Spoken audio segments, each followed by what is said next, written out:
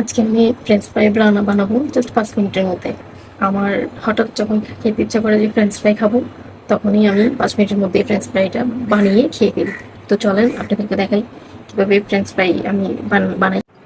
এই যে এখানে আমি আলু ছিলে নিয়ে নিলাম। এখন দিয়ে দেবো এগুলোর মধ্যে মরিচের গুঁড়া, তারপর একটু সামান্য পরিমাণে দিয়ে দেবো লবণ,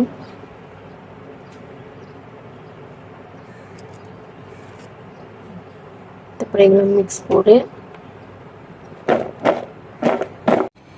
তারপরে দিয়ে দেব তেলের মধ্যে এগুলো।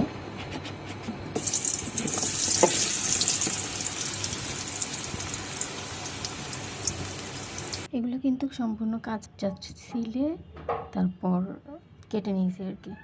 এত ঝামেলা কী করবে, সিদ্ধ করব, তারপর ম্যাশ করব, তারপর ফ্রিজে রাখবো, তারপর গিয়ে তেলে ভাজবো। এত সময় তো নেই, 5 মিনিটের মধ্যে খেতে ইচ্ছে করতেছে। তাই যে কাঁচা আলু ছিলে তেলের মধ্যে দিয়ে ফ্রেঞ্চ ফ্রাই খেয়ে নিলাম। তুমি এই যে আমার ফ্রেঞ্চ ফ্রাই কতটুকু হলো চলেন দেখে আসি। এই যে এখন হয়ে গেছে, ব্রাউন কালার হলেই নামিয়ে নিব। আমি একাই খাবো তাই জন্য অল্প করেই করলাম। এই যে হয়ে গেছে, এখন নামিয়ে নিয়ে পরিবেশন করে খাওয়া শুরু করব।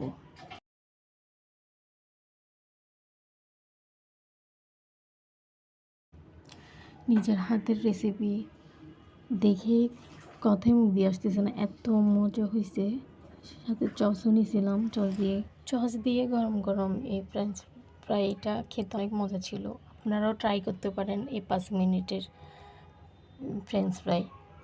তো সবাই ভালো থাকবেন, সুস্থ থাকবেন। আল্লাহ হাফেজ।